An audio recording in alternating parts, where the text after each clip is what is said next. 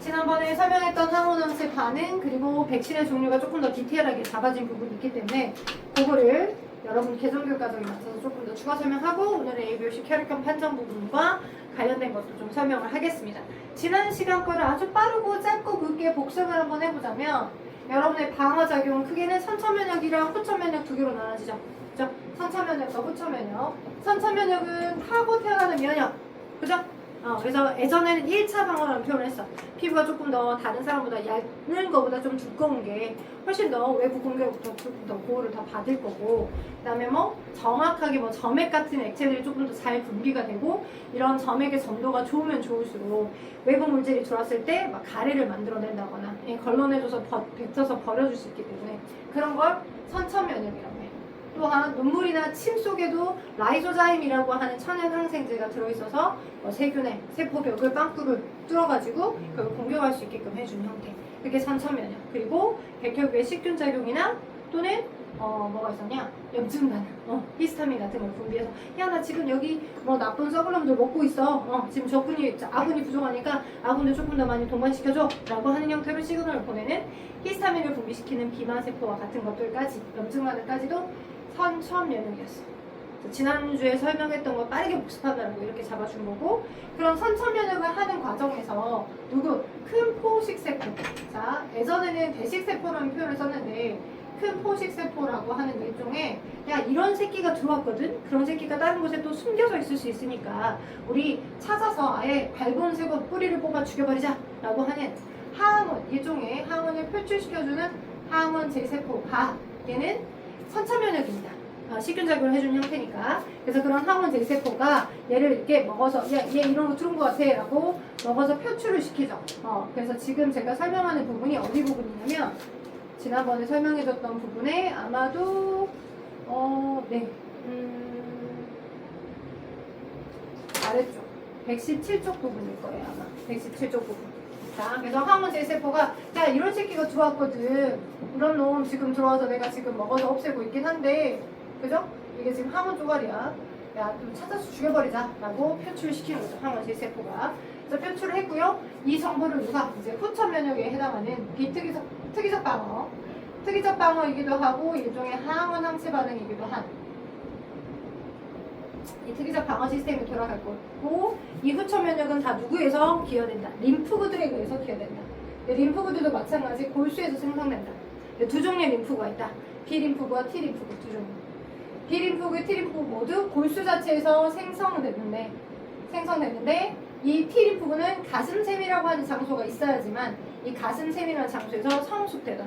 만약 G의 경우 가슴샘이 퇴화되어 있으면 T림프구가 정상적인 기능을 안 한다는 거고, 그 T림프구에 의한 그 다음 터치 기능들이 잘 안 된다라고 생각하시면 돼요. 그래서 가슴샘에서 성숙되는 게 T림프구고, 골수에서 생성돼서 골수 자체에서 성숙되는 것이 B림프구. 림프구들에 의해서 관여되는 이런 면역은 후천면역이다. 그래서 이 정보를 누가 읽어? 야 너 이런 거 읽었어? 너 이런 거 들어왔어? 라고 하는 이 정보를 보조 T림프구만 읽어올 수 있어. 그래서 여러 가지들 중에 보조 T림프구만 읽어올 수 있는데, 뭔가 병원체가 들어오게 되면 저 T림프구는 분화가 되어서 두 종류로 분화가 돼. 보조 T림프구와 독성 T림프구.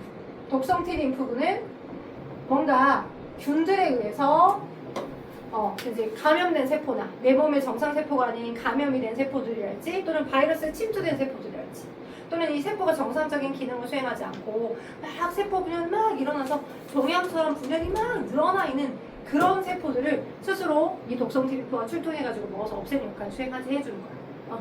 그래서 우리 거의 세포인데 비정상적인 우리 거 세포를 찾아서 식균작용해주는 얘네들이 독성 T림프. 그리고 보조 T림프구는 유일하게 항원 제세포인 큰 포식세포가 표출해준 이 항원에 대한 정보를 유일하게 읽어올 수 있어요. 정보를 읽는 거죠. 정보를 읽어와서 정보를 읽을 수 있는 그런 장치를 유일하게 보조 T림프구가 갖고 있기 때문에 그걸 가지고 와서 B림프구를 활성화시켜줍니다. 이렇게 얘에 의해서, 얘의 터치에 의해서 보조 T림프구에 의해 얘가 활성화가 되는 거죠. 얘가 있어야지만 얘가 활성화가 됩니다. B림프구가. 오케이? 얘가 있어야지만 얘가 활성화가 됩니다. 자, 보조 T림프구에 의해서 자, 보조 T림프구에 의해서 얘가 활성화가 되면 B림프가 활성화가 되면 헬퍼이기도 해요. 보조 T림프구. 자, 그래서 얘가 활성화가 되면 두 개의 세포로 분화가 될 거야. 기억세포와 형제세포. 오케이?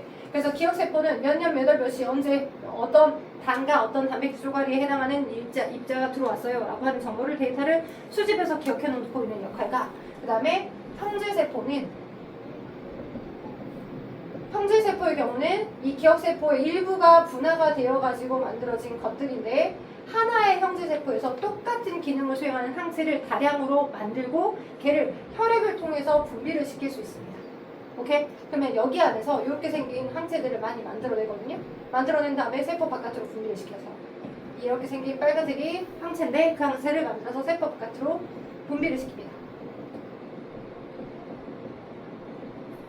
오케이? 네, 그래서 항체를 분비를 시켜서 이 항체가 혈액을 통해 돌아다닐 거야. 원래 항체는 이런 모습으로 생기진 않았어. 실제적인 항체의 모습은 여러분 교재에 몇 쪽 있어? 124쪽 거기 있어. 실질적으로 항체의 모습들은 자, 항체라고 하는 건 우리 몸에서 만들어내는 아군입니다. 적군 아니고요. 우리 몸에서 만들어낸 아군. 오케이? 아미노산들끼리의 결합으로 만들어진 형태들입니다.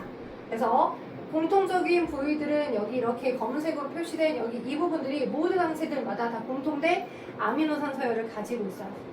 항체들마다 공통된 아미노산 서열. 항체마다 공통 아미노산 서열.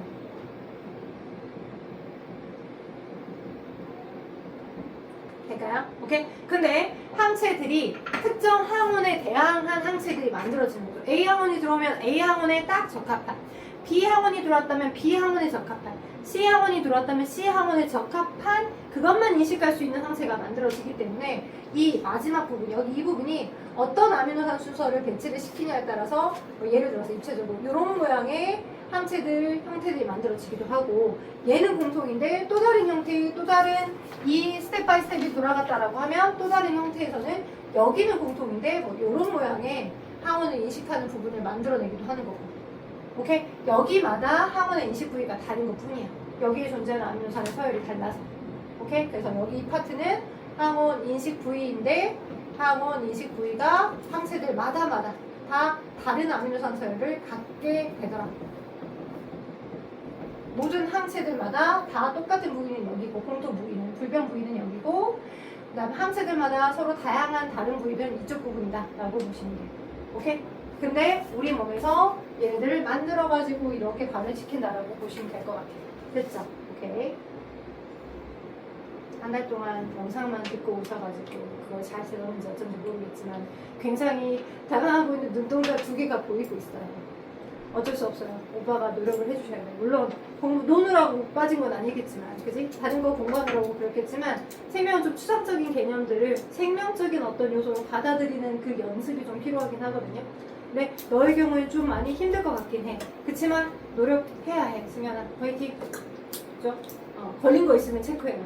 분화하는 게 뭐죠? 분화? 변신. 생물에서 분화는 이렇게 어디 분출구에서 얘가 빠져나왔다, 화산이 분화됐다, 이렇게 그 키워드랑 다르고요. 분열의 반대가 분화예요. 분열의 반대가 분화. 그러니까 세포들의 기원은 똑같아. 우리 이제 이 근본적인 걸 설명하려면 세포들마다의 동물세포의 세포 분열을 통해서 기원에 의해서 만들어지지. 식물세포랑 다르게 동물세포는 공통된 수정란에서부터 계속 체세포 분열해가지고, 그죠? 근데 그게 정보는 똑같은 정보를 갖고 있었어. 나한테 체세포 분열 다 배웠을 거니까. 수정란 한 개가 계속 2세포기, 4세포기 막 나눠해가지고 엄청나게 많은 세포를 만들어서, 그죠? 어떤 거는 시각세포의 빛 정보를 수집할 수 있게끔 해주는 그 시각세포의 시세포로 되어 있잖아. 그게 지금 분화된 거야. 시각세포로 분화된 거야. 시각세포의 역할을 하도록. 어떤 거는 적혈구의 산소 운반 능력을 하도록 하는 적혈구의 기능을 갖고 있잖아. 그치? 골수에서 만들어진 골수 생성세포가 그 역할을 하도록. 그러니까 분화라고 하는 건 역할, 미션을 부여받아서 그 역할을 수행하고 있다 그 말이야. 그리고 그 분화된 세포는 적혈구에서부터 적혈구를 안 만들어내. 오케이? 적혈구에서 적혈구를 만들어내지 않고 백혈구에서 백혈구를 세포 분열을 통해서 만들어내지 않아요. 그냥 분화된 세포는 자기의 기능을 다 하면 그냥 사멸돼. 기능 다 했네. 세포 셀 데스. 그래서 죽어가. 오케이? 그런 프로그램을 갖고 흘러가고 있어. 동물세포들은 대부분. 오케이? 그래서 미션을 부여받아서 어떤 역할을 하도록 되어 있다라고 한 걸 분화되었다라고 하는구나 라고 받아들여.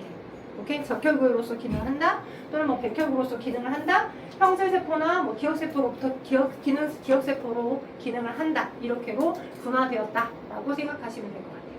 오케이. 자, 그래서 아무튼 이렇게 기억세포로, 형질세포로 두 개로 분화가 됐고요. 형질세포의 기능은 항체를 생산하는 역할을 하고 있고요. 항체 생산.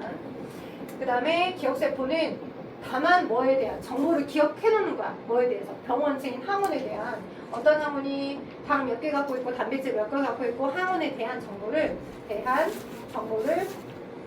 기억하고 있는 역할입니다. 근데 오늘은 자 중요한 역할들에 대해서 배울 건데 그 중요한 역할이 뭐냐면 백신이야. 백신. 자 지금 현재 최초로 저 항원이라고 하는 놈이 들어와서 한 번도 들어와 본 적이 없다가 처음 들어와가지고 이런 후처 면역까지 돌아가서 처음에 최초로 발각됐던 큰 포식세포가 여기에 존재하고 있었던 항원을 찾아서 먹으면서 시그널을 보내줬어. 혹시 여기에만 들어온 게 아니라 혹시 발톱 끝에도 들어와 있는 건 아닌지 야 찾아 죽이자.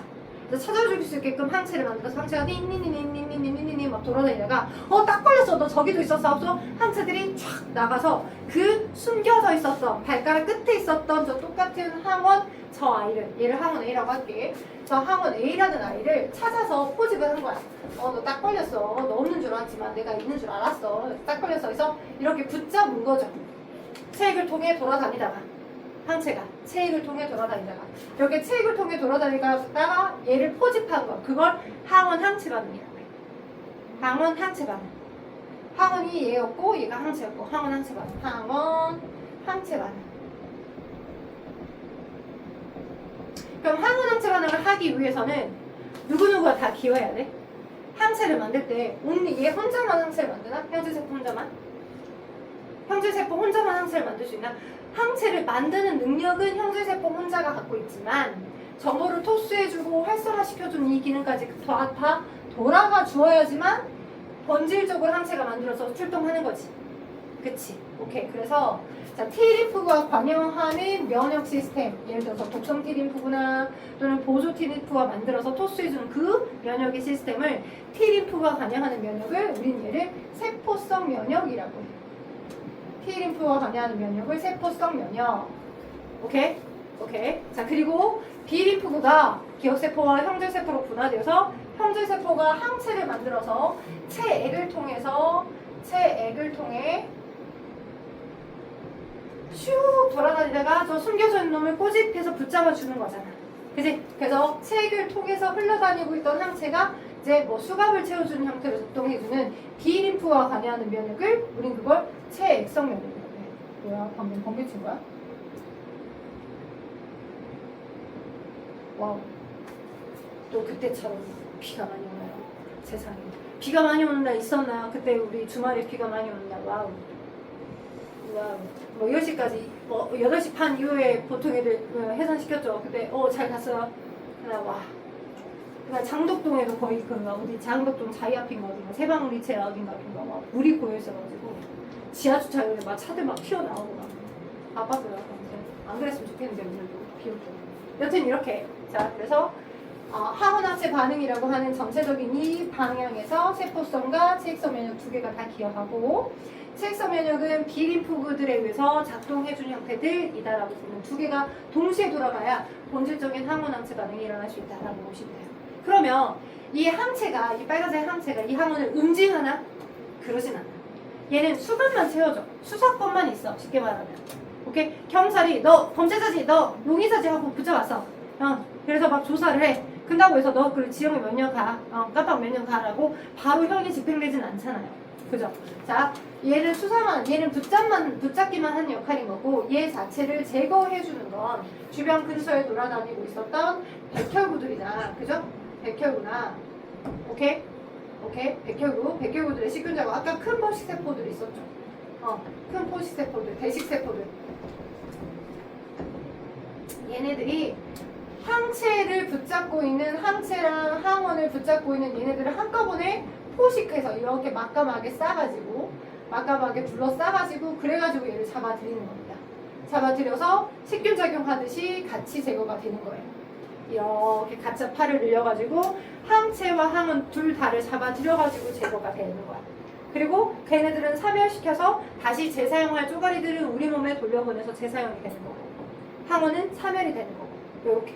자, 그러면 얘를 데이터로 이렇게 표현을 해보면, 오른쪽으로 우리가 그래프를 그려서 표현 한번 해볼게. 이제 백신의 원리가 이것과 관련되는 부분이 1차 면역과 2차 면역처럼. 그래서 처음 예를 들어서 항원이 하나도, 항원 A가 한 번도 들어와 본 적이 없었어. 그리고 Y축은 항체의 농도야. 당연히 농도야, 농도가 아니라 농도. 당연히 한 번도 들어와 본 적이 없기 때문에 항원 A가 들어왔다고 해서 바로 벌써부터 항체가 뿅 나오진 않겠지. 잠복하는 시간이 필요해. 이 잠복기 동안 항체를 만들어내는 뭐 보조적인 작업들이, 전반적인 작업이 먼저 일어나는 거야. 큰 포유세포가 먹기도 해. 그죠? 선차 면역이 일어나기도 해. 그래서 이걸 잠복기라고 표현하기도 합니다.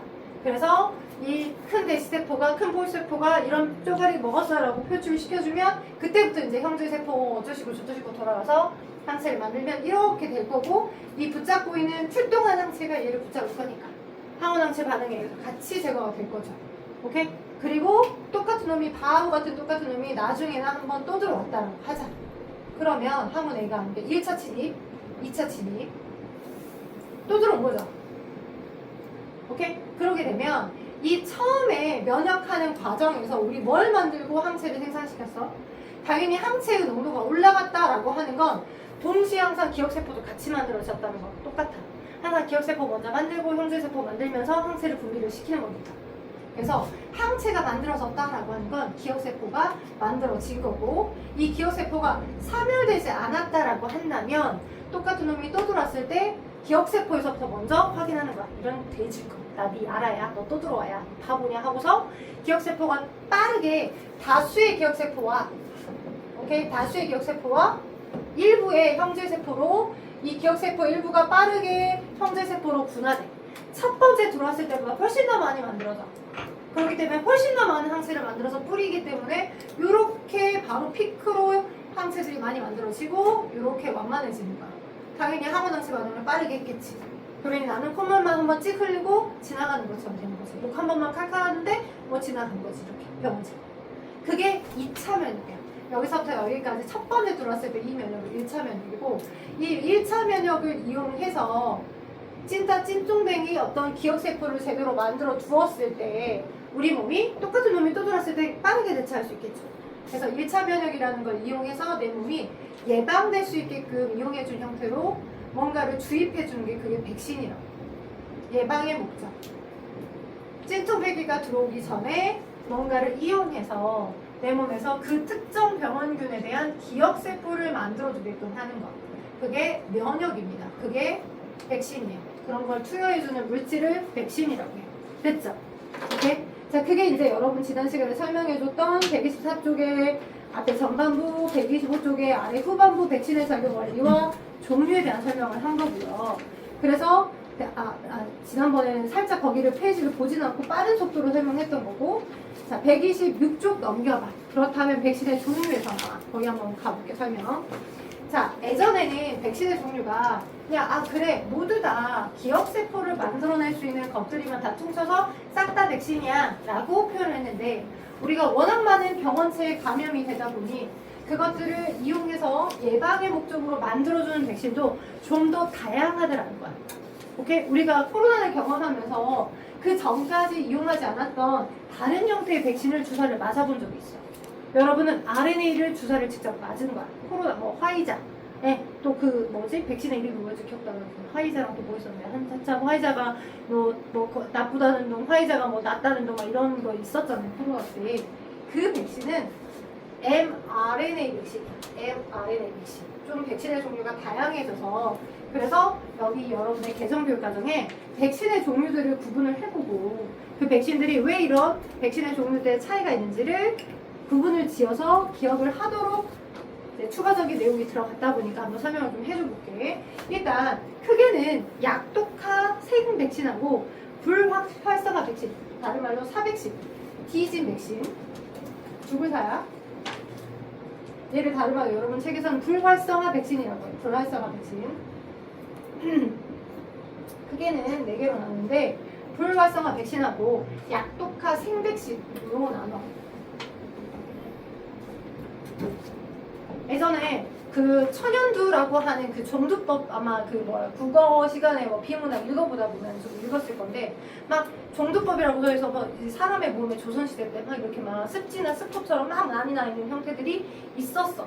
근데 이제 허균이가 그 박사가 막 너무 많은 감염으로 사람들이 터치하고 나면 또 계속 감염이 되고 감염이 되고 이 병을 어떻게 개선시킬 수 있을까 곰곰이 고민하다 보니 같이 이제 소라고 하는 것도 우리 그 조선시대 같은 가축 가운데서 살았잖아. 집마다 하나씩은 있었으니까. 근데 걔도 비슷한 증상을 갖더라는 거야. 소도. 그러니까 소가 걸린 그 우두의 얘를 이용해서 약화시킨 얘를 이제 좀 사람에게 접종을 시켜봤어. 조금 어리고 건강한 접종을 시켜봤더니 걔는 개선이 되더라고.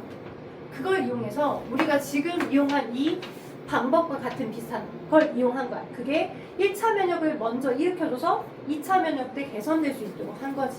그게 이제 처음에 개발시킨 약독화 생백신의 원리야. 예전엔 이런 형태들을 많이 이용했어. 독성을 약화시켜서 그 병원체를 미리 우리 몸이 주입을 받아 1차 면역을 하게 하고 그때 만들어졌던 기억세포에 의해 똑같은 오리지널이 진짜 들어왔을 때 좀 센 놈이 들어왔을 때 빠르게 대처할 수 있도록 하는 게 그게 약독화 생백신이야. 그지? 수두나 홍역이나 볼거리 또는 여러분이 어릴 때 맞는 MMR이나 또는 BCG 이런 거 오케이? 네, 수두, 홍역, 볼거리 세 가지가 세트로 몰려서 여러분이 아주 어릴 때 그걸 맞거든요. 어릴 때쯤 맞는 거. 그게 약독화 생백신입니다. 약화시킨 찐짜배기를 되게 뒤지게 뚜렷해가지고 약화시킨 찐짜균을 넣어주는 거야. 오케이? 그래서 얘네들은 1회만 접촉해도 면역 효과가 좀 탁월해. 1회만 접촉해도. 1회만 접종시켜도 면역 효과가 오래 유지돼. 면역 효과가 유지된다. 이게 약독화 생백신이야. 오케이? 어떤 아이들 있다고? 수두, 홍역, 볼거리. 또 MMR은 홍역이랑 볼거리랑 풍진이 섞여 있는 건데요. 그리고 BCG도 비슷한 형태입니다. 여러분 책에 나와 있는 거에 추가적으로 쓸 것만 써드려봤어요. MMR이 홍역이랑 볼거리랑 풍진이에요. 홍역, 볼거리, 풍진 이 세 개를 섞은 게 MMR이야. 이렇게 MMR. 네. 그래서 이런 것도 알아주면 될 것 같고, 자 이제 사백신. 그러니까 아예 죽여버린 거야. 그 병원체의 병원 능력을 죽여버린 상태로 이제 접종을 하는 건데 열이나 화학약품으로 죽인 형태의 그 병원체를 완전히 죽인 병원체를 이용해서 백신을 만드는 거야. 그러면 그 병원체 자체가 이미 다 다이다이 죽어 있으니까 살아있는 실제적인 얘 약화시켰지만 실제는 살아있는 상태인 얘보다는 우리 몸에서 작동한 형태들이 그냥 얘는 죽은 거네 라는 형태이기 때문에 효과가 좀 얘보다는 미미하겠죠. 오케이. 그래서 불활성화 백신, 다른 말로 사백신이라고 한 형태들도 또 디테일하게 또 나눠질 수 있는데 전세포 불활성화 백신 완전히 전체가 다 불활성화된 백신하고 또는 분핵화 백신 둘 다 모두 사백신에 속해. 오케이? 이의 병원체의 병원 능력을 다 무너뜨려서 다 없애버린 거야. 열이나 화학약품을 위해서 다 제거해준 형태야. 그래서 그 병원체 자체가 몸속에서 증식은 안 해. 오케이? 대부분 체액성 면역을 일으켜. 대부분 체액성 면역을 일으켜. 다행히 항체를 만들게 해줘. 오케이? 그리고 면역 효과를 유지하려면 얘 자체가 이미 아예 죽어버린 형태의 그 쪼가리이기 때문에 여러 번 접종을 해줘야지만 우리 몸이 그걸 인식할 수 있는 거야. 우리 몸의 기억세포가 그걸 인식해서 만들 수 있는 거야. 그래서 너네 B형 감염이나 A형 감염 예방 주사 같은 거 맞을 때 언제 오세요? 3개월 뒤 오세요? 또 6개월 뒤 오세요? 해서 3번을 접종해야 그 감염될 바이러스에 대한 내가 그 항체를 갖고 있게끔 되거든. A형 감염이나 B형 감염. 그래서 A형 감염, B형 감염 같은 것들이 아예 그 능력을 없애버렸던 감염에 대해서 능력을 없애버렸던 형태를 이용해서 우리가 2차 면역을 만들게끔 해준 형태. 우리 몸에서 항체나 기억세포를 만들게끔 해준 형태. 자, 그래서 전세포 불활성화 백신은 주로 어떤 거? 독감이나 그다음에 소아마비, A형 감염 바이러스, A형 감염 등의 백신이야. 오케이? 그러면 분해카 백신이 뭐냐고? 말 그대로 분해기 뭐야? 약간 뭘 나눴다, 뭘 포겠다 이런 느낌이잖아. 전 세포는 완전한 그 세포 자체를 다 비활성화, 불활성화 시킨 형태고, 그죠? 그 분해카 백신들의 경우는 병원체에 들어있는 일부만 골라서, 그 병원체에 해당하는 거 일부만 골라서 걔를 이용해서 이제 뭐 능력을 떨어뜨렸지만 그 아이가 분비시키는 독소나 그 특정 얘가 분비시키는 우리 몸의 병원력을 일으키는 특정 뭔가만을 뽑아가지고 걔를 우리 몸에 주입해줘서 면역력을 만들게끔 해준 거야. 그게 분해카 백신이야. 오케이? 그래서 병원체의 일부만 골라서 접종해준 거야. 그래서 당을 이용해서 이용한 다당 백신도 있고, 여러분 책에 나온 대로 설명해줍니다. 단백 백신도 있어요. 그 병원체가 분비를 시키는 특별한 독소들 같은 거. 근데 그 독소의 성분이 단백질인 거지. 그 병원체가 분비시키는 독소의 성분이 단백질인 거. 그래서 단백질 계열로 되어 있는 그 병원체가 이제 분비를 시키는 그런 걸 완전히 주입을 시켜서 해주는 형태인데, 병원체를 부셔서 일부를 이용한 형태의 백신이야. 그래서 세균의 독소를 화학적으로 무핵화해서 면역을 형성시키는 거야. 여기 책에 안 나와 있으니까 써줘봐. 세균의 독소를 예를 들어서 여기 지금 단백 백신의 종류에 디프테리아 백신이랑 톡소이드 백신이랑 나와 있지. 그지? 톡소이드 백신이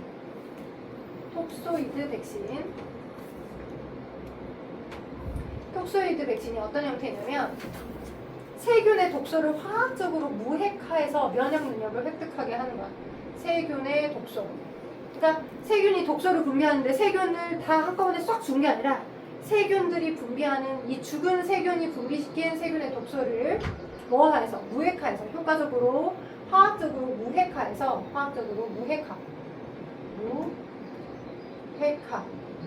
무력화시키는 거야. 무력화해서 그것만 주입해서 면역을 형성하게 하는 거야.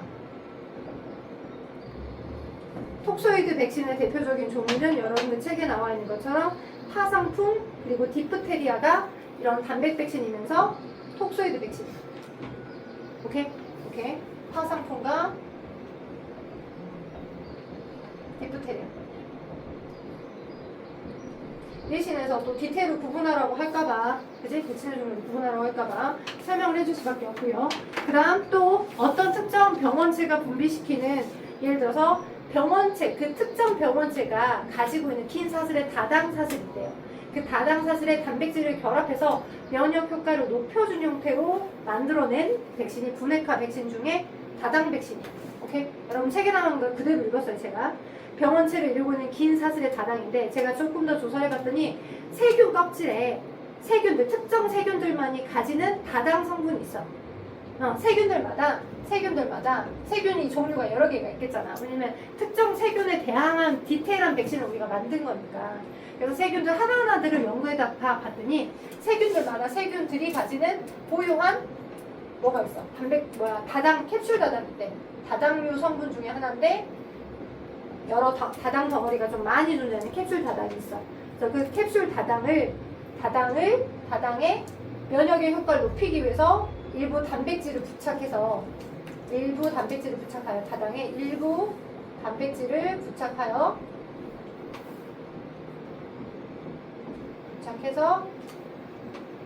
이제 어린아이에게 기억 형성, 어린아이에게 주사하는 거야. 그냥 일부 단백질을 부착해서 어린아이들에게 주사시켜준 거.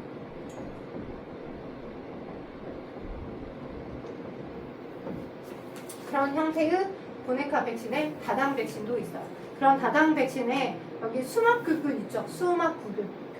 우리 수족구병 같은 어린 아이들 많이 들어봤을 거야. 그걸 예방하는 백신들이 이런 형태의 다당 백신이에요. 수막구균 백신. 또 폐렴구균 백신. 그러니까 세균들마다 특이점이 약간 다르니까 그 세균이 보유한 캡슐 다당을 연구해서 그죠? 그것만 무액화시키고 분해를 시켜서 걔네들의 단백질을 좀 붙여가지고 면역 능력이 향상될 수 있도록 해서 만들어진 다당이 이제 백신이 다당 백신이야. 오케이? 그래서 요 두 개는 사백신이라고 부르는데, 왜냐면 이미 죽어버린 그 세균들 각각에 대한 정보들을 이용해서 그들이 분비하는 일부나 그들이 가지고 있는 뭐 다당 성분 일부를 이용해서 백신화시켜서 주입을 시켜주는 거니까. 오케이? 오케이? 자, 그리고 쉬었다가는 두 번째 제조업 백신하고 핵심 기반 백신을 조금 설명을 해줄게. 그 핵산 기반 백신이 여러분이 최근에 주사를 받으셨던 코로나예요.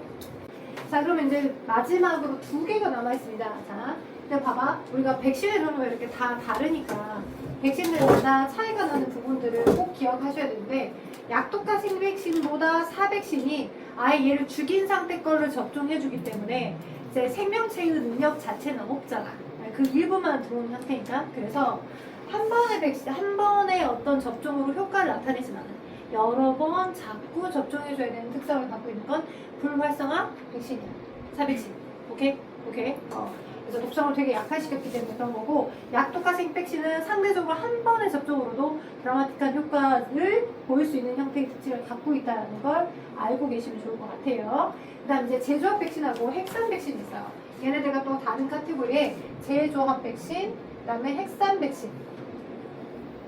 사람들이 생각을 해보니까 조금 너무 그 세균이나 어떤 병원체가 가지고 있는 항원을 얘를 독성을 약화시키네 아니면 얘를 죽이네 라고 하는 그것에만 의존을 너무 한 것 같아서, 시간이 흘러서 생명공학 기술이 좀 많이 발달하다 보니 아예 유전자, 그러니까 그 병원 세균이라고 하는 특정 세균이 세균이라고 하는 그 아이가 이제 발산을 시키는 우리 몸의 병원 능력을 일으키는 그 일부를 아예 그 유전자를 딱 떼가지고 대량으로 만들어서 그 대량으로 만든 그 병원체들을 주입을 시켜서 백신을 다량으로 쉽게 잘 만들 수 있겠구나 라고 하는 그 의미로 만들어진 게 제조합 백신이야. 오케이? 그래서 제조합 백신은 여러분 책에 나와 있는 것처럼 공장을 풀로 조금 더 가동시키자. 즉 쉽게 말하면 병원체를 손대지 않고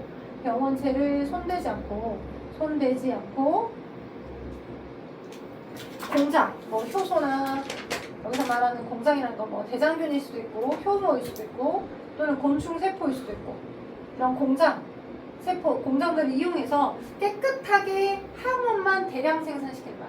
깨끗하게 항원만 대량 생산시키자.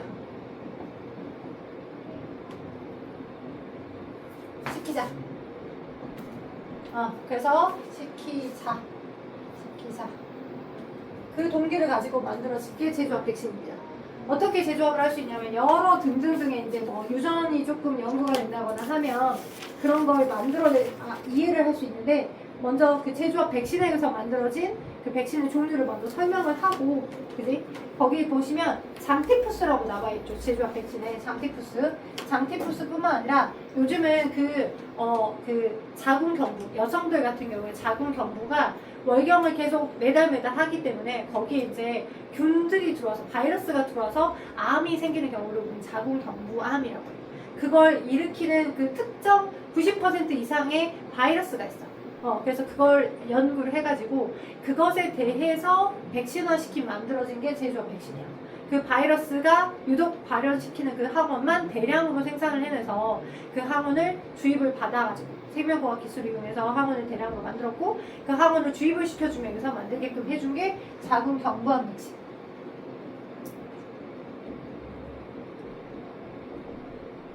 여러분 책에는 뭐라고 써져 있냐면 거기 사람 유두종 백신이라고 나와 있죠? 그게 그거야.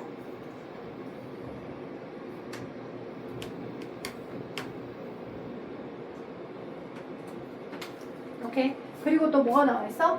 장티푸스술이 제조합 백신입니다. 그래서 유전자 제조합 기술들을 이용해서 그 병원체가 가지고 있는 우리도 우리의 세포의 핵에 우리 사람의 세포의 핵 속에 염기배열 서열 있죠. 염기배열 서열들이 ATGC, TTA, 블라블라블라 그 정보의 서열들에 의해서 놓여져 있는 서열들에 의해 아밀레이스를 만들게끔 하기도 하고 인슐린을 만들게끔 하기도 하고, 그 특정 염기배열 서열을 특정 염기의 서열을 우리는 그걸 유전자라고 해. 다 통칭해서 인슐린 유전자. 아니면 뭐 아밀레이스 유전자, 아니면 뭐를 만들게끔 해준 유전자라고 합니다. 어떤 정보가 놓여있는 거기서부터 거기 끝까지, 처음부터 끝까지를 유전자라고 해요. 그래서 특정 항원에 대한 유전자 부분을, 그지? 얘를 제조합 기술이라고 하는데 유전자를 자를 수 있는 가위가 있어요. 제한 효소라는 가위를 이용해서 얘를 잘라. 특정 염기 배열 서열 또는 얘를 인위적으로 만들어서 똑같이 구현시켜 그 염기 배열 서열에 대한 정보를 알고 있으니까. 그래서 대장균처럼 빠르게 세포 분열을 할 수 있는 세균들한테 세균이 가지고 있는 주 염색체가 있고 이 세균이 가지고 있는 메인의 염색체 말고도 플라스미드라고 하는 환형의 조그마한 염색체가 있어요. 조그마한 유전 정보들. 얘도 ATGC라고 하는 염기 배열 서열로 만들어져 있어. 오케이? 그래서 이 항원 유전자를 빼서 또는 항원 유전자에 대한 염기 서열을 똑같이 구현시켜서 이 플라스미드에다가 넣고 얘를 대량 생산하게 하는 거야. 이 유전자를 집어넣고 항원 유전자. 내가 만들고자 하는 그 항원 유전자. 그럼 이 유전자가 들어가 있으면 그 유전자로부터 필요한 단백질을 만들어내거든. 대량으로 단백질을 만들어낼 수 있거든. 이런 식으로 제조합 백신을 이용해서 다량으로 필요한 항원 정보를 대량 생산해낸 것. 항원에 대한 것을 대량 생산해내서 백신화 시킨 것. 그게 제조합 백신입니다. 오케이? 장티푸스랑 자궁경부암 백신들. 그래서 단가가 좀 싸졌어요. 왜냐하면 대량으로 만들어낼 수 있었기 때문에 훨씬 한 번 맞을 때의 그 가격들이 조금 더 가격이 훨씬 더 저렴해졌겠죠. 왜냐면 그걸 만들기도 어려워, 유통도 어려워라고 하면 그러면 백신 하나를 맞는 거에 가격이 되게 비싸질 거니까. 네, 백신도 한 번 만들었는데 걔가 돌연변이가 생겨서 그 병원체가 만들어내는 그것에 대한 지표, 그 병원체만이 만들어내고 있는 그 항원에 대한 지표가 막 달라져 버리면 백신을 개발하는 동안에 걔가 무용지물이 돼버리는 거잖아요. 예전에 코로나 바이러스라고 하는 것 자체가 일반적인 형태의 백신으로 얘를 치료하려고 하다 보니까 백신 개발이 어려웠던 거예요. 그래서 개발을 해낸 게 이제 맨 마지막 핵산 기반 백신이에요. 이게 코비드 때 만들어진 거거든요. 핵산 기반 백신이. 네, 코로나 때 코로나를 이제 어느 정도 예방하게끔 하기 위해서 만들어낸 모더나, 화이자, 그죠? 있었던 기억나죠? 자, 그러면 세 번째. 얘는 뭐냐? 자, 가장 빠르게 대량 생산할 수 있도록 한 것. 네, 가장 빠르게 대량 생산이 가능할 수 있도록 빠르고 쉽게 대량 생산을 하도록 아예 우리 몸에 그 병원체가 가지고 있는 그 병원체가 만들어내는 mRNA와 똑같은 RNA 유전 정보를 나에게 주입을 해주는 거야. 오케이? 그 병원체가 만들어내는 유전자가 있고 그 유전자를 이용해서 다른 세균이나 다른 효모나 곤충 같은 이 다른 아이들을 이용해서 대량으로 그 유전자가 만들어내는 단백질을 대량 만들어서 이 항원 단백질을 주입받았던 형태와 다르게 내 몸 자체에 그 코로나라고 하는 아이가 만들어낸 단백질 껍질들에 대한 유전자 자체를 아예 주입을 시켜주는 거야. 오케이? 그래서 단백질이 그 유전 정보를 우리 mRNA라고 합니다. mRNA. 아직 고일통합과학 1학기 거가 완료가 안 된 상태의 친구는 이해하기 조금 어려울 수 있을 것 같아서 살짝 설명을 해보면 여기 살짝 지우고 살짝 설명을 해보면 우리 몸에서는 자, 세포에 핵이 있고 핵 속에 DNA 유전 정보, 이중 나성 구조의 유전 정보들이 있어요. 어서부터 어디까지 인슐린에 대한 정보, 저기서부터 저기까지 무엇에 대한 정보, 각각의 정보들을 다 가지고 있습니다. 오케이? 그리고 그 원본에 해당하는 정보를 딱 잘라다가 필요한 단백질을 만드는 건 아니에요. 왜냐면 언제, 어느 때건 그 유전자를 또 사용할 수 있기 때문에 원본은 그대로 놔두고 이 원본에 해당하는 정보로부터 필요한 단백질을 생산해내야 되면 원본을 상보적인 형태로 전사시켜서 만들어낸 RNA를 만들어서 단백질을 만듭니다. 오케이? 상보적인 형태의 염기가닥으로 전달하여 복사한다라고 하여 전사한 형태의 메신저 RNA를 만들어서 그 메신저 RNA로부터 리보솜이라는 세포 소비관을 거쳐서 단백질을 만들어내게 하는 거예요. 오케이? 그러면 우리 연구를 해봤더니 어떤 코로나 바이러스 자체에 자신의 RNA라고 하는 유전 정보 핵산이 있어. 그 핵산으로부터 나는 코로나야 라고 하는 걸 표현시키는 코로나만 가지는 고유한 단백질이라고 하는 바이러스의 제일 바깥에 평평평평평 표현되는 각각의 코로나만이 가지는 또는 뭐 독감만이 가지는 또는 인플루엔자만 가지는 고유한 단백질 티클이 있겠죠.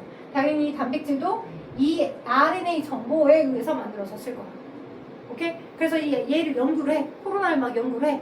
그래서 이 코로나 바이러스가 가지고 있는 특정 여기서부터 여기까지의 염기배열 서열이 이 유전자가 나는 코로나예요 라고 하는 걸 만들어주는 나는 코로나예요 라고 하는 걸 인식시켜주는 그 단백질을 결정하는 유전자라. 오케이? 그러면 얘를 유사하게 똑같이 우리 몸에서 만들어서 mRNA를 만들어서 우리 몸에서 만들게 하는 게 아니라 만들어진 것 자체를 주사를 하는 거예요. 그게 핵산 기반 단백질이야. 오케이? 생명공학 기술과 같은 방법을 이용해서 이 코로나가 가지는 코로나가 유독 나는 코로나예요 라고 하는 걸 표현시켜주는 이 코로나 전용 단백질이 있을 건데 바이러스의 바깥에 박혀져 있는 그걸 만들어내는 유전자 부분을 연구를 했고 그 유전자 부분을 똑같이 만들어내서 메신저 RNA 형태로 만들어서 얘를 주입시켜주는 거야 내 몸에. 그게 RNA 기반 바이러스 백신이야. 핵산 기반 백신. 됐죠? 오케이? 자, 그래서 mRNA를 그러니까 mRNA 그 특정 mRNA가 우리 몸에 들어오게 되면 이 mRNA가 얘를 만들어내게 하는 이 단백질을 만들어내게 하는 나는 코로나예요 라고 하는 걸 알려주는 그걸 만들어내게 하는 정보가 들어온 거니까 내 몸에서 똑같이 나는 코로나예요 라고 하는 그 단백질 덩어리가 만들어지겠지. 가장 빠르게. 그러면 그것을 인식해서 우리가 방금 배웠던 것 같은 그 1차 면역과 2차 면역이 일어났겠죠. 그래서 기억세포를 잘 만들어 놓으면 찐짜 백의 코로나가 뚝 들어왔을 때 나 네 놈이라는 네 새끼 하는데 하고서 빠르게 퇴치할 수 있게끔 되는 거라. 그게 핵산 기반 백신의 원리예요. 좀 다르죠? 다르죠? 디테일이 달라요. RNA를 집어넣어준 건지 아니면 그 자체를 약화시켜서 넣어주는 건지 아니면 그것의 일부만 넣어주는 건지에 따라 다릅니다. 그래서 얘는 핵산 기반 단백질을 핵산 기반 백신은 병원체 유전종을 가지는 핵산을 주사해서 몸속에서 항체를 생성하게 하는 백신인데 짧은 시간 많은 양을 생산할 수 있어요. 근데 얘가 mRNA잖아. 그래서 되게 온도에 민감해. 저온으로 유통해야 돼. 그래서 mRNA 자체를 만들어낸 mRNA 자체를 유통시켜서 백신으로 주입을 해줘야 되다 보니 mRNA다 보니까 어떤 특성을 갖고 있냐면 얘는 불안정해서 저온 유통을 해야만 하고 근데 그 저온 유통이 쉽진 않아요. 저온 유통해야 하고 그래서 그리고 또 얘를 안정적으로 뭔가를 넣어주게끔 하기 위해서 얘를 지질 나노 입자에다가 패킹해야 돼요. 지질 나노 입자에다가 패킹을 해줘야 우리 몸에 들어올 때 이제 잘 우리 몸에 역할을 해줄 수 있기 때문에 지질 나노 입자와 같은 운반체가 필요한 특징을 갖고 있습니다. 그래서 비싸죠. 그리고 또한 얘가 막 계속 도르면을 하고 있는 상태라고 한다면 얘가 도르면위에서 나는 코로나예요 라고 표출시킨 그 단백질이 몇 세대를 지나면 다른 형태로 바뀌어져 있을 수 있기 때문에 변이가 쉬워서 막 많이 유행하고 있을 때는 쉽게 얘를 확정지어서 너만을 백신으로 사용하자라고 하기가 어려웠었겠죠. 그래도 그 힘들었던 코로나 시기가 다 지나서 여러분이 잘 마스크도 안 끼고 잘 다니고 있는 상태라고 보시면 되겠습니다. 특징은 대량으로 신속으로 개량 반응이 가능하고 신속 개량 반응 접종 후 항원이 일시적으로 생성되어서 세포성 면역도 충분히 일어난다라고 하는 특징을 갖고 있어요. 그래서 코비드가 핵산 기반 백신이라는 걸 기억하시면 좋을 것 같습니다. 오케이. 백신의 종류 5개, 종류의 특징들 나눠서 잘 구분해 줄 수 있게끔 기억하셔야 돼요. 자, 그러면 오늘의 마지막 앞으로 오셔서 124쪽 A교식 혈액형 판정에 대한 설명을 추가로 좀 해줄게요. 자, 우리 사람의 유전을 배우면서 A형하고 B형 사이에서 AB형이나 O형인 엄마 아빠 혈액형을 안 닮지 않은 베이비가 태어날 수 있어요 라고 하는 것까지는 배웠어요. 오케이? 그것까지는 배웠는데 여기서 우리가 배울 건 항원 항체 반응, 즉 응집 반응과 관련된 너 혈액형이 A형인 거니? 아니면 B형인 거니? O형인 거니? 아니면 내가 수술을 받았는데 근데 수술을 받게 되면 이제 우리 몸에 그 피부랑 피하를 찢잖아요. 그럼 이제 모세혈관도 이렇게 저희가 됐다가 다시 이어주는 작업을 하거든. 그럼 출혈이 생겨.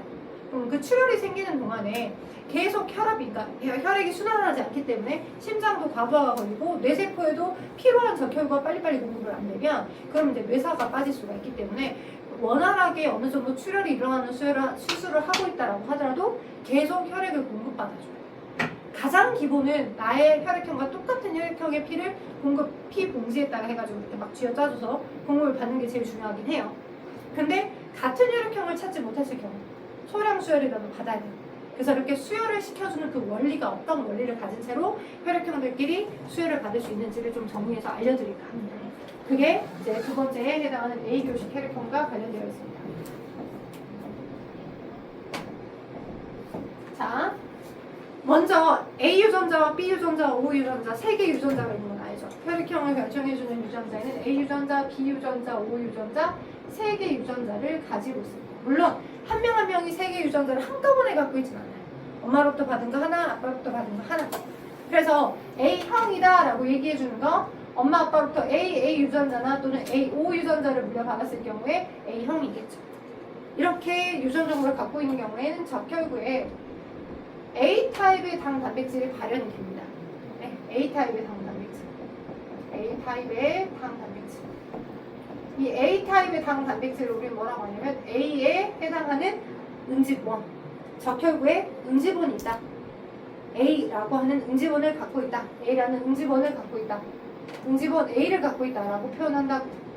그럼 B형은 뭘까? B형은 엄마 아빠로부터 물려받은 유전 정보에 의해서 B 유전자 조합 또는 BO 유전자 조합일 때 적혈구에 A타입의 응집원이 아닌 B타입, A타입이 아닌 당이나 단백질의 그 어떤 결합의 순서가 다른 B타입의 당 단백질을 가지고 있는 B타입의 당 단백질을 가지고 있는 B응집원을 가지고 있어요. B타입. A타입이 아닌 B타입이다. 그죠? 그래서 A타입 가지고 있으면 A형, B타입 가지고 있으면 B형. 오케이? 근데 A, B형의 경우는 우리가 배웠죠. A 유전자와 B 유전자 사이에 우열관계가 있어요, 없어요? 없어요. 그래서 쌤통이야, 쌤통. 둘 다 same. 둘 다 공동 발현. 따라서 A, B 유전자를 가지고 있는 경우는 A 유전자와 B 유전자, A 응집원과 B 응집원이 둘 다 동시에 발현되는 타입이야. 이렇게. A와 B가 둘 다 동시에 발현됩니다. 돼요? O형은 O의 유전자 조합일 때 이거죠. 오케이? O형은 A타입도 B타입도 둘 다 안 발현. 없어. 오케이? 그래서 A 응집원과 B 응집원을 안 갖고 있는 사람이 O형입니다. 자, 이러면 되게 쉽죠. 근데 자, 사람의 경우에 모든 사람이 대부분 자, 적혈구에는 응집원을 가지고 있지만 뭘 갖고 있냐? 혈장에, 액체에 응집소라고 하는 조그마한 단백질 덩어리를 그것들을 만들게 하는 유전 정보를 갖고 있기 때문에 그들이 만들어서 돌아다녀요. 근데 이게 마치 항우낭제 받는 사람 이미 짝꿍이 정해져 있거든요. 그래서 A타입의 응집원이 있는데 좀 이렇게 A타입의 응집원이라고 하는 게 있거든. A타입의 응집원. 아직 잠자시가 아닌데 벌써 수면 코치 배웠죠. 자, A타입의 응집원이 있는데 그 A타입의 응집원이 자 알파라고 하는 예를 들어서 이렇게 생긴 알파 이렇게 생긴 응집소가 있어요. 또는 이렇게 생긴 베타 응집소가 있습니다. 이 알파 응집소와 베타 응집소도 내 몸이 원래 아빠로부터 물려받은 유전 정보를 알파를 결정하게 하는 유전자, 베타를 결정하게 하는 유전자 둘 다를 물려받아서 갖고 태어났어. 오케이? 근데 봐봐. 알파라고 하는 아이가 만들어져서 혈액에 돌아다니면 A라고 하는 응집원을 갖고 있는 이게 유전 정보에서 발현돼서 A라고 하는 응집원을 내 적혈구 세포막에 많이 가지고 있을 때 혈장에 알파라고 하는 거가 있으면 A와 알파가 만나서 이 적혈구가 기능이 못하게 돼. 산소만 기능 못하고 움직이지도 못하고 응집돼서 파괴돼버려. 그러면 이 사람이 태어났을까? 생존했을까? 못 태어났겠지. 즉 그 말은 뭔 말이냐면 알파와 베타라고 하는 걸 발현시키는 유전 정보를 모든 사람이 다 공통으로 갖고 있는데 얘가 우선되는 거야. A라는 응집원을 발현이 됐다라고 하면 베타라는 응집소를 발현시키게끔 하고 알파라는 응집소의 유전자의 발현은 억제가 돼. 그래서 베타만 갖고 있었기 때문에 이 적혈구와 이 응집소가 항온항체 반응처럼 용혈되지 않고 산소만 능력을 계속 갖고 기능을 하고 있을 수 있는 거야. 그죠? 그래서 A형이라고 하는 사람은 적혈구의 A타입의 응집원을 가지고 발현하고 있잖아? 그러면 베타를 혈장에 가지고 돌아다니고 있어. 이랬기 때문에 태어날 수 있었어. 오케이? 알파를 만약 발현해서 태어났다면, 갖고 있었다면, 그것을 계속 만들어냈다면 적혈구가 다 기능을 못했고요. 적혈구가 산소만 응용을 하지 못하니까 발생이 되지도 못하고 아마 유산이 됐을 거라고 뱃속에서. 돼요?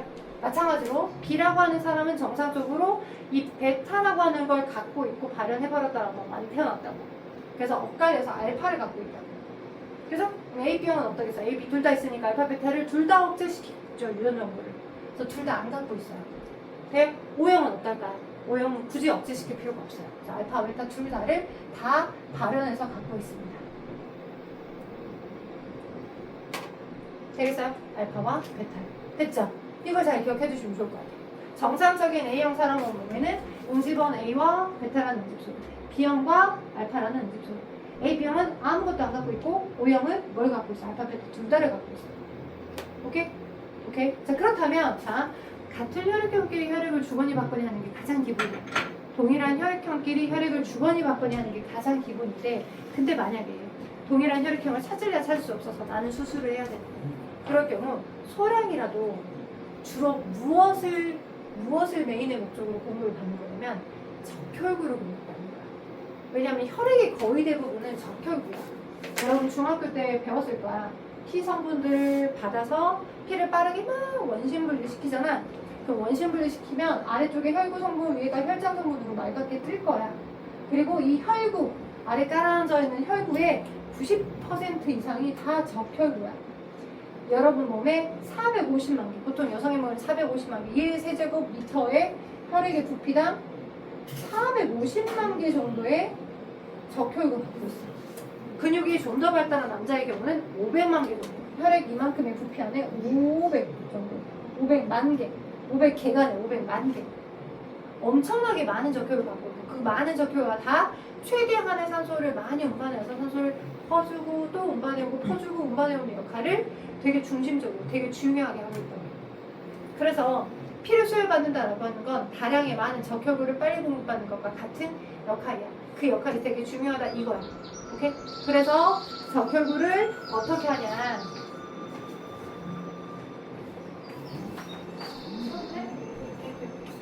살짝만 얼마 안 남아서 자, 딱 진짜 조금만 할게. 아래 지수혈기형 간단하니까 여기 수혈의 관계만 좀 봐봐.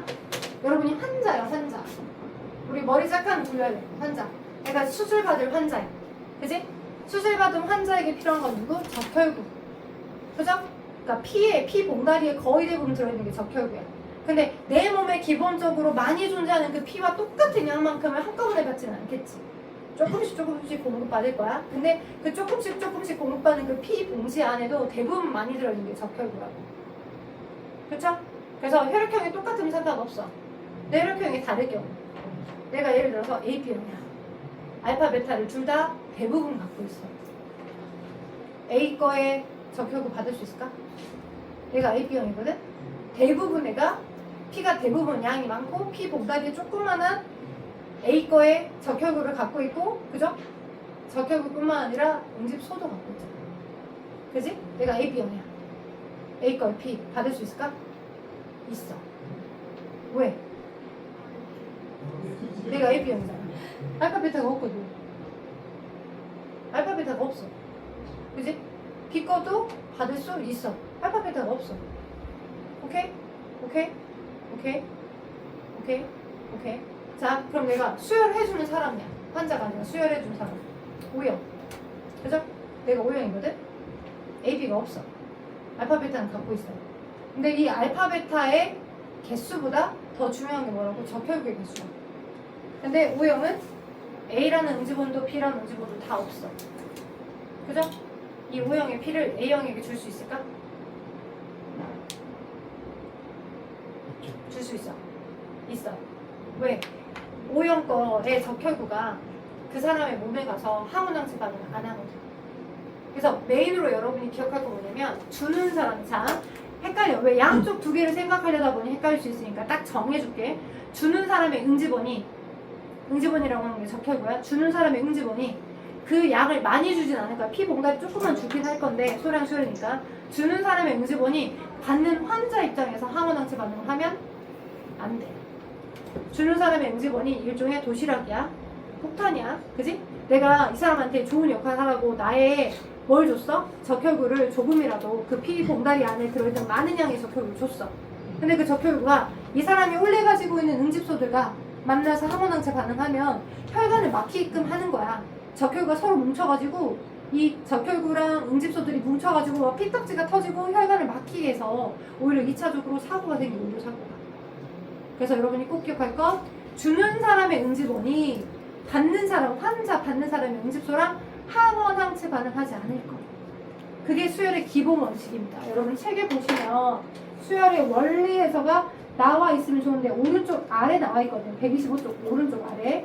그래서 125쪽 오른쪽 아래를 여러분의 키워드로 제가 지금 방금 설명한 것처럼 이렇게 적어주세요. 주는 사람의 응집원이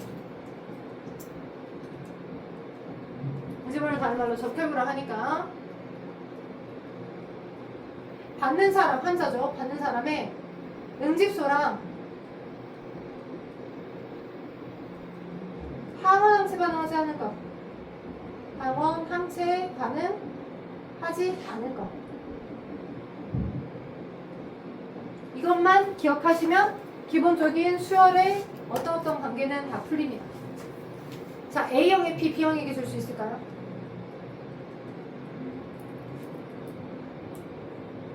아주 응집. 그죠? A형의 P. A형의 P. 얘는 준 사람이야. A형의 A를 갖고 있어. 환자인 사람이 B야. 근데 B형 몸에 알파를 많이 갖고 있지 않나? 응집소? 원래 알파를 오우 막 계속 그지? 오자마자 그냥 응집 반응해도 터지겠네. 반대로 B형의 P를 A형에게도 줄 수 없어. 이 둘은 상관관계야. 절대 줄 수가 없는 관계야. A형과 B형은. 그죠? 왜? 서로가 서로끼리를 다 항원항체 반응하니까. 됐죠? 오케이? 자, A병의 P O형에게 줄 수 있을까? A병의 P O형에게 줄 수 있을까? 뭐지? 이렇게 갔다가 이렇게 갔다가 이렇게 갔다가 뭐지? 소리나? 맞나요? 틀린가요? A병의 P O형에게 줄 수 있을까? 못 줘. 머리끄댕이 붙잡힐 항원이 A뿐만 아니라 B까지 둘 다 있어. 그죠? O형은 환자야. 환자 O형에 알파 베타를 많이 갖고 있지. 기다렸다는 듯이 막 항원항체 반응을 계속 폭발적으로 계속 할 거 아니야. 절대 못 줘. 그래서 상대적으로 AB형은 받기만 해. 왜? 뭐가 없으니까. 응집소가 없으니까 남의 피들 급한 대로 적혈구들은 다 받을 수 있어. AB형은. 일부러 그러고 싶어서 그런 게 아니야. 내가 나빠서 그런 게 아니라 나 AB형이거든. 일부러 그러고 싶어서 그런 게 아니라고. 내가 뭐가 없어서 응집소가 없으니까 급한 대로 남의 적혈구를 다 받을 수 있어. 반대로 O형은 다 줄 수는 있어. 오케이? 근데 다 받을 수는 없어. 왜? 얘를 다 갖고 있으니까. O형은 O형끼리만. 요렇게. 근데 O형의 P는 A형에게도 B형에게도 AB형에게도 다 줄 수 있다는 거. 그렇게 보고 가시면 될 것 같아요. 그래서 일단은 혈액형 판정에 대한 거 여기 지금 124쪽에 혈액형 종류랑 수혈의 원리까지만 했고요. 제가 보니까 살짝 더 설명드릴게. 125쪽의 위쪽 부분은 이제 뭐 어떻게 이제 응집 반응이 일어나는지에 대한 거 약간 4번이 설명이 안 돼 있고 4번 위쪽이 약간 설명이 안 돼 있거든요. 그리고 수혈 관계까지는 방금 설명한 거여서 여러분 시험 대비가 끝나고 우리 10월 달에 일요일은 쉴 것 같아. 원래 여기 그 계획표 안에는 내가 10월 달 그 첫째 주가 추석인 걸 모르고 계획을 이제 넣었는데 어쩔 수 없이 확인하다 보니까 10월 3일이 금요일이더라고. 10월 4일이 토요일이야. 그 다음 10월 5일이 일요일인데 이때부터가 추석 연휴 쭉이더라고. 보니까 1월이 추석이야. 그래서 어떤 분들은 당연히 이때부터 왜 징검달이니까 이때부터 어디 가요 멀리 가요 하실 것 같은데 어쩔 수 없이 10월달이 5번의 주말이 든 게 아니다 보니까 여러분 뭐 시험 어떻게 봤는지도 확인해야 되고 체크도 해야 돼서 이날은 정상 수업해요. 오케이? 내가 공지문 만들어서 벽에도 붙여놓을 거고 어머님들끼리도 공지할 건데 이때는 정상 수업하고요. 이때부터만 빨간 연휴를 가질 거고 숭도포랑 정강구의 경우는 10월 연휴가 있는 맨 마지막 있었던 그 날 때쯤에나 한번 빨간 날에 너네들 언제 시간 되는지 불러가지고 공부시키게끔 좀 해주고 그래서 스케줄 아마 그 마지막 주쯤에는 아마 학원 스케줄이 있을 수도 있어. 다른 학원도 비용도 주고 퇴근. 자, 그래서 아마 시험 대비가 들어가 시험 대비 끝나고 나서는 여기 이 부분이 좀 어느 정도는 풀어져 있다라고 생각하고 올게요. 아마 너무 많을 것 같으니까 133초까지만 푼다 생각하고 미리 복습하실 분은 133초까지 풀어주세요.